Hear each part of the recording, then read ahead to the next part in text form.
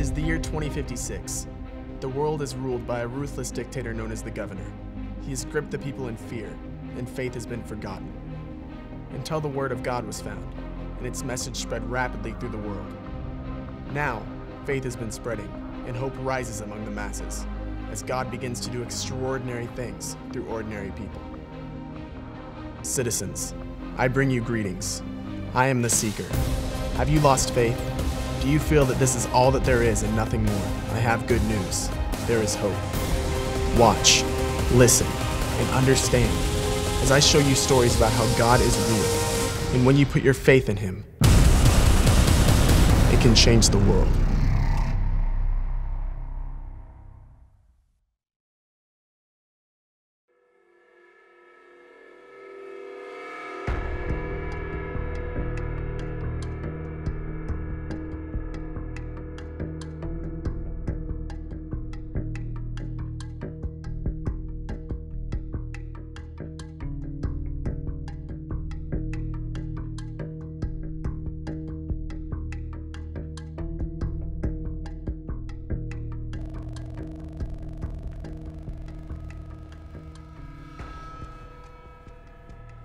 So this is your little studio, huh? Were you followed? Nah, man, I was careful. Ain't nobody gonna find you down here. You don't need to be afraid. The New World Army is becoming a little bit more thorough. I think that you're making an impact. I ain't nobody, man. I'm just a guy. It's God. He's the one doing everything. Tell me your story.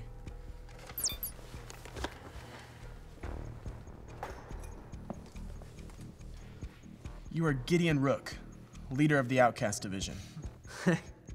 I like that. The Outcast Division. So, how did you become the leader of this band of rebels? I'm still wrapping my head around why God would pick me. You know, I'm just a guy from a factory. You weren't a trained soldier? Look at this uniform. I look like a real soldier to you? I found this stuff in my closet. And before that, I was an accountant. I managed numbers. I never managed men. I didn't believe in anything. Not even myself. So, what changed? God spoke to me. What did God say? You know that awful statue of the governor in the square? The one taken down for remodeling? Yeah, that one. Well, God told me to remove it. Well, how did you know it was God? See, that's the thing. I wasn't sure, so I asked God for a little favor to increase my faith. You asked God for a favor? A small one. I'm not that cocky. You know, I took this blanket, that I had, and I set it outside, and I asked God if it was Him to make the blanket wet and the ground dry. Okay. You know, I figured He was good at that sort of thing. Next morning, go out, blanket's wet, ground's dry. So then you took down the statue? Not yet. I still wasn't sure it was God. Hey, you know, this is a scary thing to do. I had to be sure I wasn't going crazy. So I asked God to reverse it. Make the ground wet and the blanket dry. That's impossible. This is God we're talking about. He created everything. He can change things. Next morning, just like I had asked, ground wet, blanket dry. And that's when you changed? That's when I took the first step. Middle of the night, I took a blowtorch. I melted that thing down to nothing.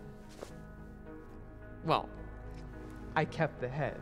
I made a little face with it. But God took me on a crazy journey from there. You know, I was tired of being bullied. I wanted to do more than just take down a statue. What could you do? I left my family, my job. I became a wanted man. Weren't you scared? Man, I was petrified. You know, I ain't nobody. I'm just a little guy. I didn't know what was gonna happen. But God protected me.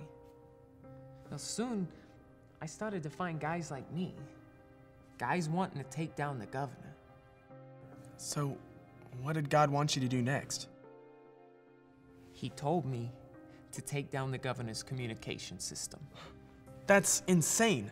The communication system is a huge tower that the governor protects with 3 elite armies. Right. And all I have was a bunch of angry hobos. But that's God, man. Using the least of us to do the great.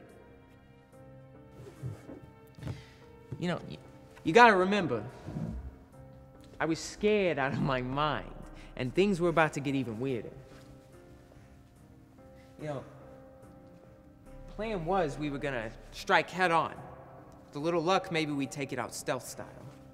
How many guys did you have? At the beginning, Rebel Army had about 1,000 guys. But for God, that was way too many. Are you kidding? That's not even close to the amount you need to take down the armies guarding that thing. You gonna argue with God? No. Exactly. Neither was I. You know, I felt like God wanted me to make a speech. I was shaking. Just shaking. I looked out at this ragtag band of rebels. I said, if you're not sure we can succeed, go home. I don't want you here. That must have inspired everyone. I didn't care. Fear is the best weapon the governor's got, and I did not want it working against me. I lost about half the troops. Didn't that scare you? Man, to be honest, yeah.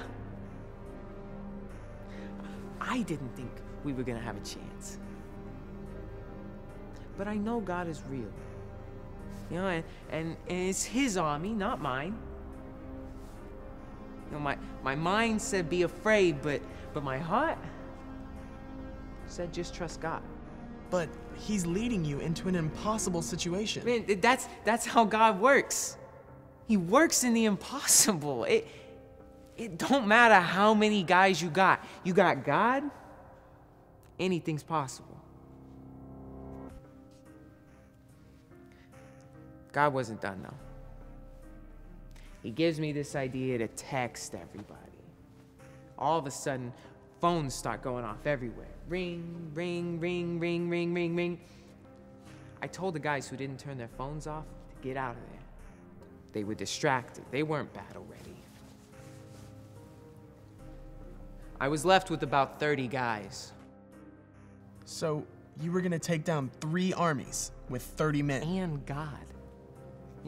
He's the most important part. You can't forget about him. It don't matter how many guys you got. You got God, anything can happen.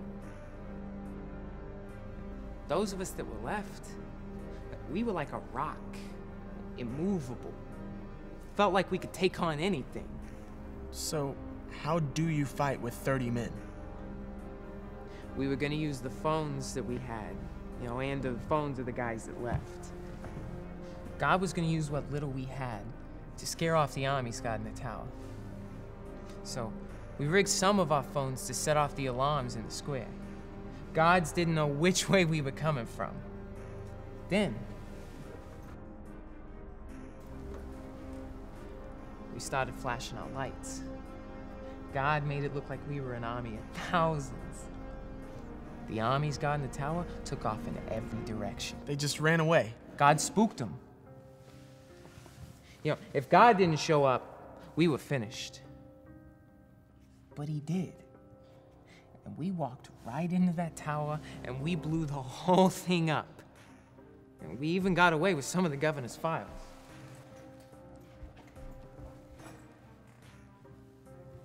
Check the files on this disk. They'll prove everything I told you. Just seems so impossible. Just check the files on the disk. They'll confirm what I told you. And let the people know. They need to believe in God again. Need to know he's on the move. And that the governor's empire is gonna crumble.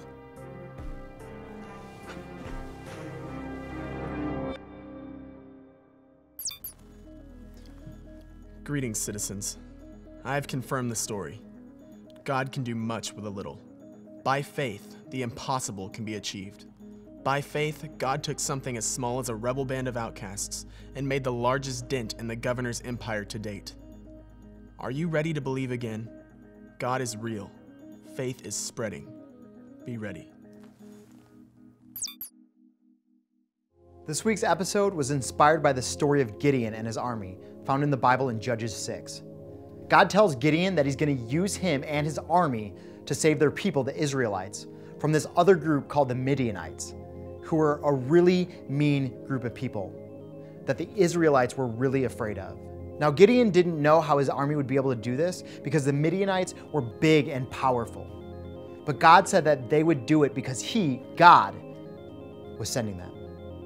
Now, here's the crazy part. As strong as those Midianites were, God told Gideon that he had to make his army smaller. Doesn't that sound insane?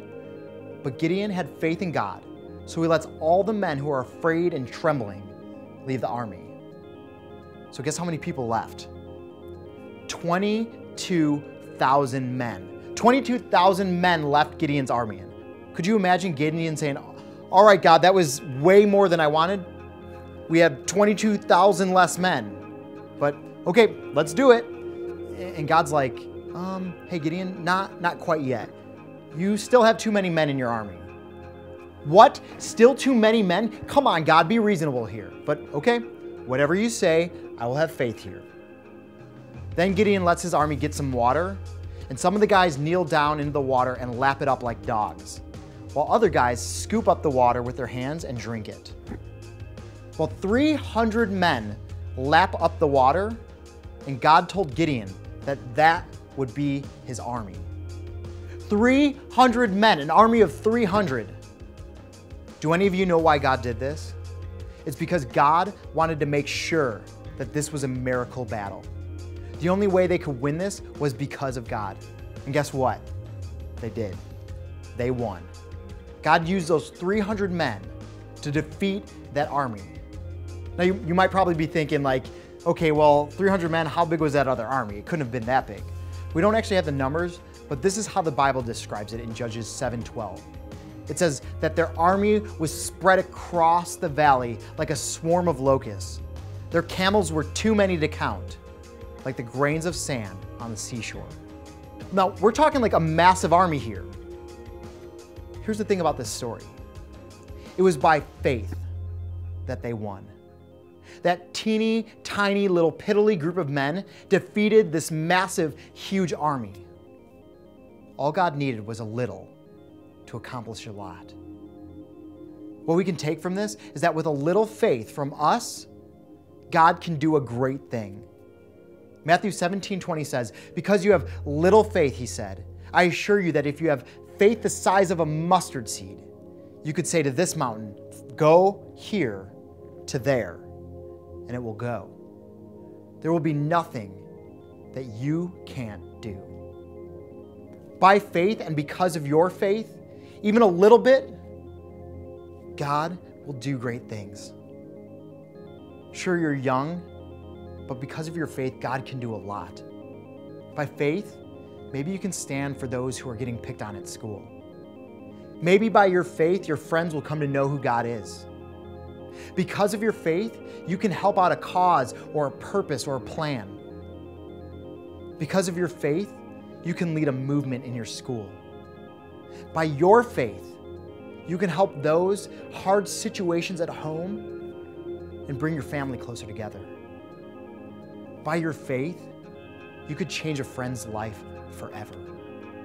It's endless, and it's all because of your faith and by your faith that God can and will use you for great things. Here's the thing about faith.